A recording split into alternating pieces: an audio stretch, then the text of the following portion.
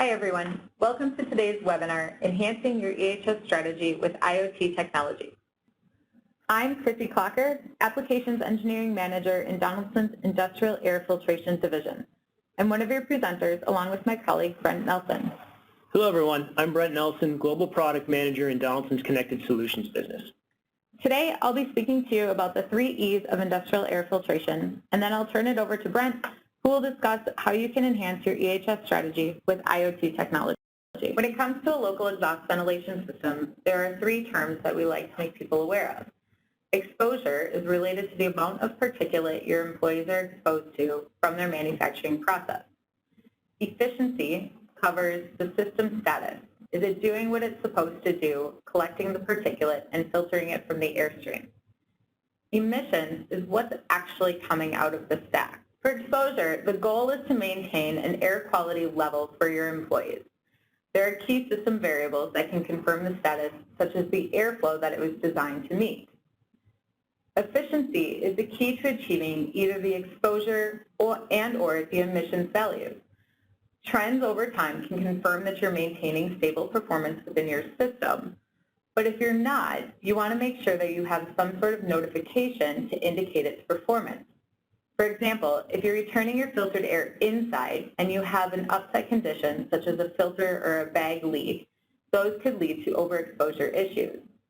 If you're discharging the filtered air outside and you have an upset condition, that could lead to excessive emissions. Emissions, the goal is to keep that value, whether it's total particulate or PM10 or PM2.5, below the regulated limit.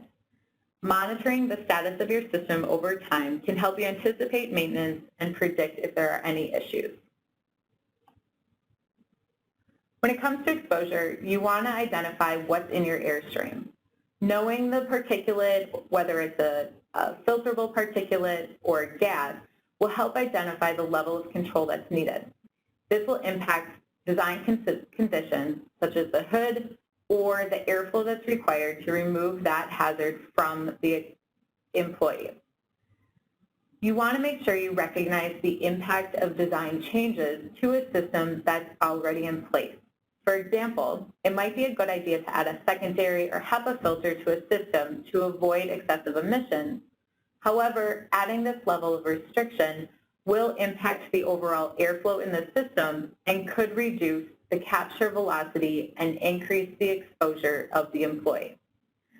Performing ongoing monitoring of your system, such as maintaining the design flow, tracking filter life and filter loading, and detecting if there are filter leaks or upset conditions can help monitor the overall system and its status. There are different regulatory limits that you'll want to be aware of. OSHA, Cal-OSHA, or any other state OSHA plan will have a permissible exposure limit for each contaminant. This will either be in terms of a time-weighted average, a short-term exposure limit, which is anything in a 15-minute period, or a ceiling value, which is a not-to-exceed value at any given time. There are also recommended exposure limits, such as NIOSH, which is a recommended exposure limit, ACGIH, the threshold limit value, or ACGIH's biological exposure indices. These are also in terms of a time-weighted average, a short-term exposure limit, or a ceiling value.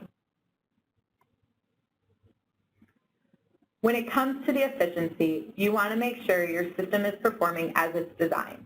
You want to verify the volume that you're collecting, that it's meeting your design goals, and you can do this by recording static pressure at key locations such as your hood and in your ducting. For the collector, it's all about the filter status. The differential pressure will help indicate the life of the filter and help predict and create preventative maintenance schedules. Monitoring the cleaning system will ensure that you're only using compressed air when you need to.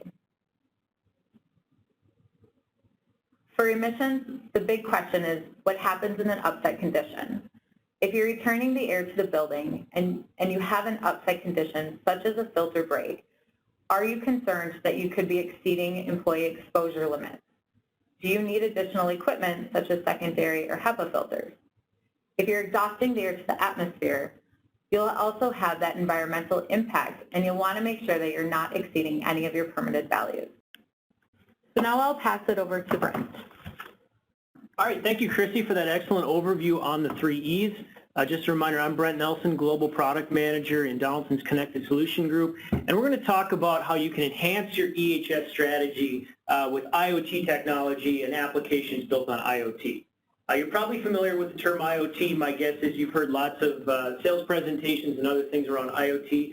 This is not going to be a technical discussion about IoT, because IoT at its core is really just about collecting data and building applications around it.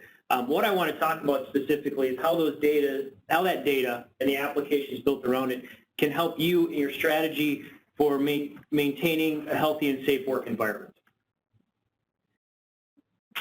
So when we look at the lifespan of a dust collector, it starts at the design phase. You're designing the dust collector for a specific application in your plant. It then gets installed. It's going to run for a long time. It'll go through several maintenance cycles. And then at some point, you're going to do a verification that everything is still working correctly. And that verification may be due to a regulation or compliance needs that you need to prove, or it might be due to just internal processes and procedures and safety requirements. Based on that, you may go back and modify the design and go through the step again. So when we want to make sure that our dust collector is working the way it's designed and that we're within compliance of all of our regulations and our internal processes and procedures, we're typically going to do that anytime we install the dust collector or make a design change to it, and then when we get to that verify step at the end. And that verify step might be every few weeks, every few months. It might be up to a year, depending on what regulations you're required to meet or what your internal processes require. Which means that for a lot of the time, when the dust collector is going to spend most of its time in that run maintain mode, you're really in a risk area where you aren't sure if that dust collector is still working within its design parameters, or if there might be a problem that could be affecting the exposure of your employees, it could be affecting the environment, or you might be running outside of compliance. And really this is the challenge for EHS people, is understanding in between those two compliance verifications, is it still working normally?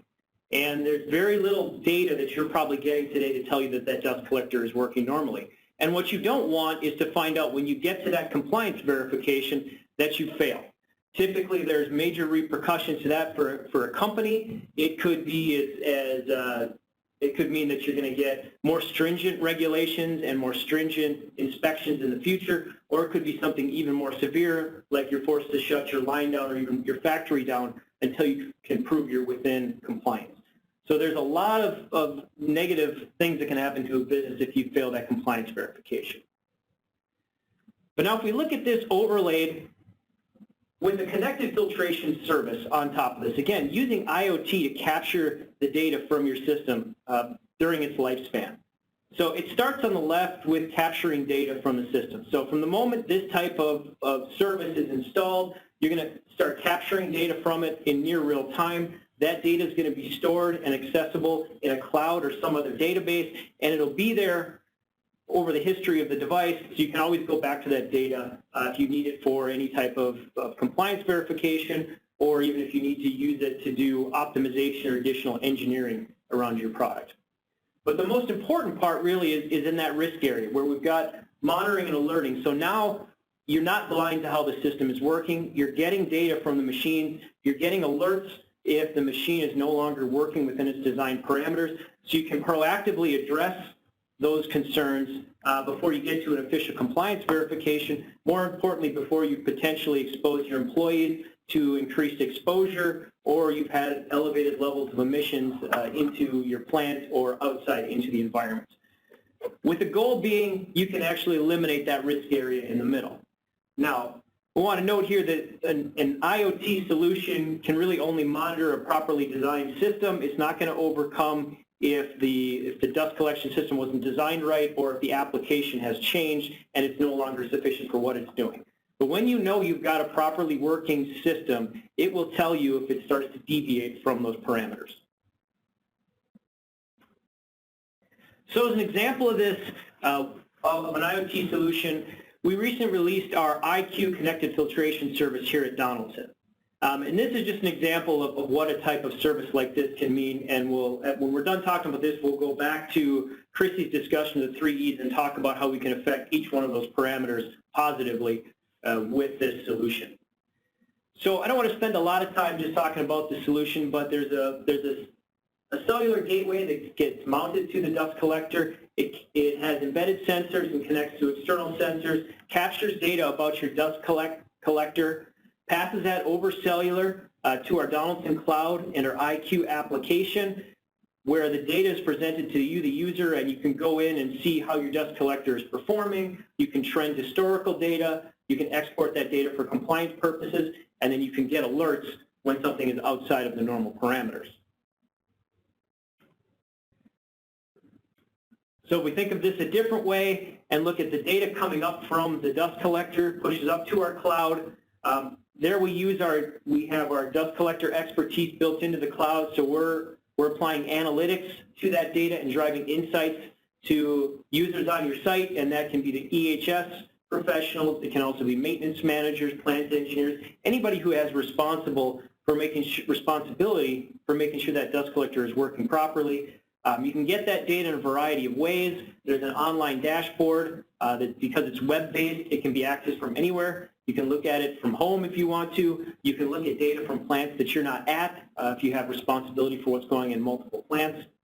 You can also get real-time alerts when something's outside of its normal threshold. And then you get weekly reports that will show the status of your dust collection. Again, all that's driven to the people at the facility so they can take the proper actions if maintenance or any other intervention is required at the machine. All right, so now let's go back and talk specifically about the 3 E's and how IoT can change the experience and the understanding of how these things are working in real time. So when we start with exposure, really the key to understanding exposure risk is to understand your airflow. So airflow ensures that you've got proper capture velocity at the hoods. It makes sure, so you're pulling that particulate away from your workers. It also makes sure that you've got sufficient airflow through the ducts so you're not getting particulate settling in the ducts, which is a potential fire hazard. So when that airflow decreases, that's the time when you want to take a look at what's going on with that dust collector. It's something that happens very common as filters start to age and it's harder for the fan to move dust through. You can get lower airflow, which causes those exposure hazards that we've talked about. You can also have problems when airflow increases. If you do have a process that creates sparks, it becomes more likely those sparks can be pulled into the system where you've got the potential for a fire hazard. And the excessive airflow can also cause particulate to hit the filters at an excessive speed, which causes them to embed in the filters. And that's going to cause premature filter end of life because they can no longer be cleaned with the compressed air.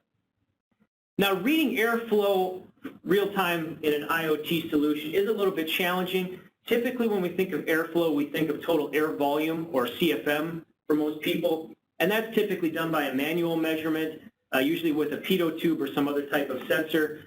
It usually requires taking multiple data points inside the ducting and doing a calculation, converting the velocity to total volume based on duct size. So it's something that's very hard to do in real time with a connected solution. But one thing we can do relatively easily is track relative airflow inside the dust collector. And that's done by reading the static pressure on the dust collector inlet or the dirty side of the dust collector. And the static pressure is influenced by the air velocity coming through that ducting. On a system where you're not changing dampers or there's nothing else that's changing, the only thing that's going to cause that static pressure to go up and down is a change in the air velocity. And this is a very easy thing for us to measure with a connected solution because we're just reading a pressure sensor. So once you can establish a baseline that you know where you've got good airflow, it becomes very easy to set alarms to know if that airflow is rising above or below a normal threshold.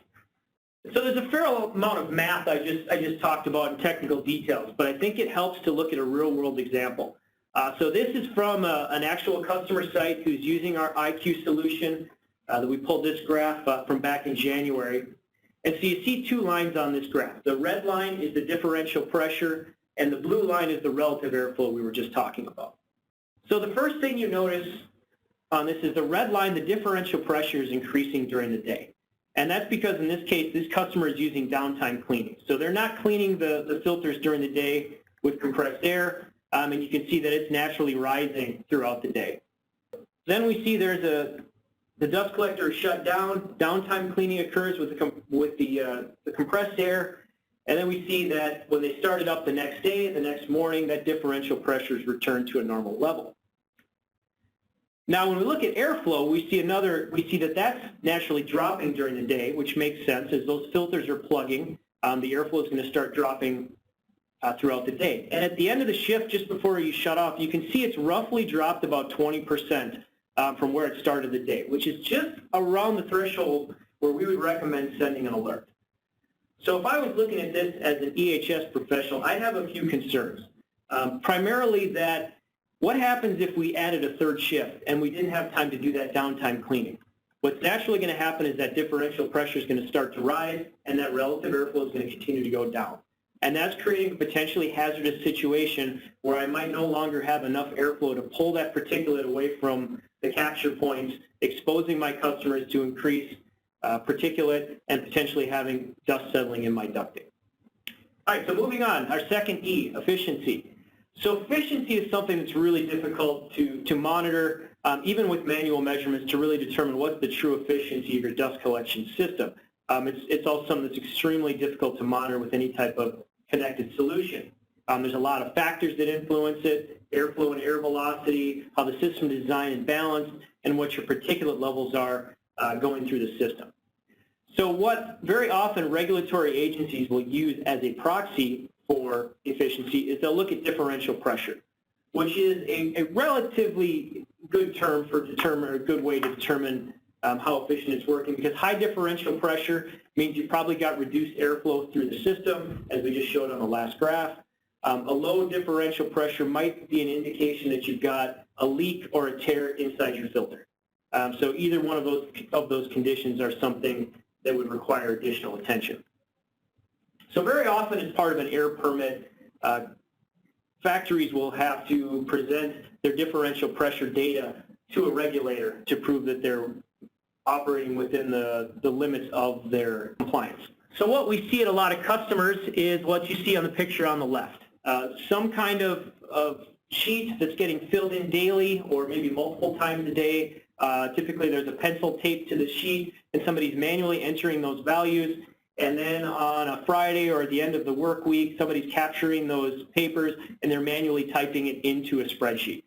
So you've got a process that has a lot of opportunities for error, whether it's if somebody forgot to write the data in, or they wrote it in and it can't be read, or the person manually typing them into a spreadsheet mistypes them.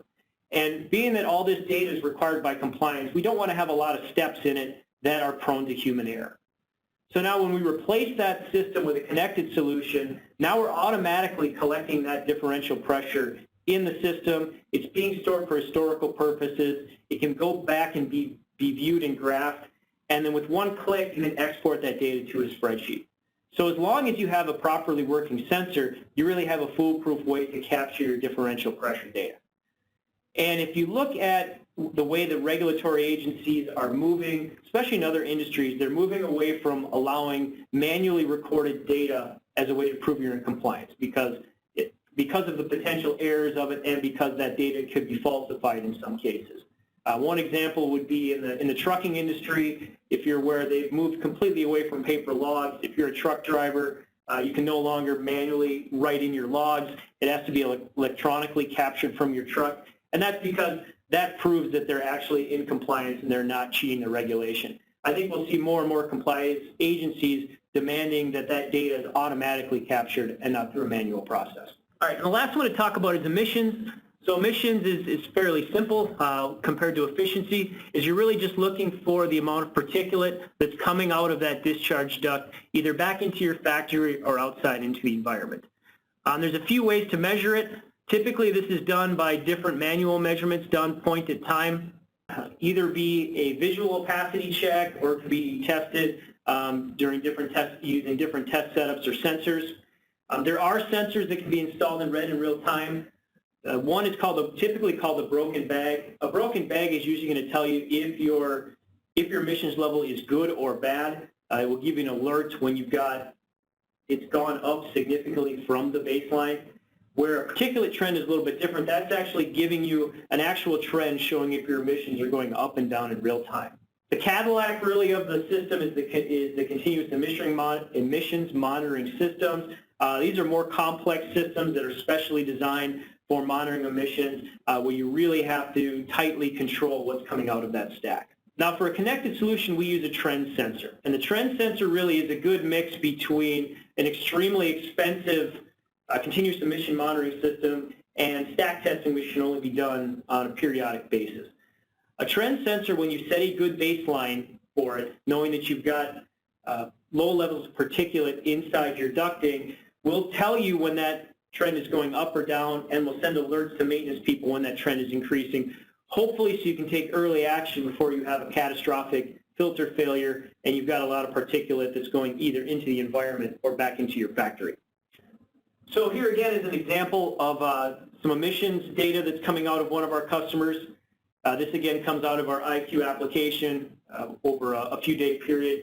So you see this one's it's gonna bounce up and down a little bit due to pulse cleaning and other things that are going on. But you can see on the right there, I've kind of tied in where we see the baseline value of this when it's running.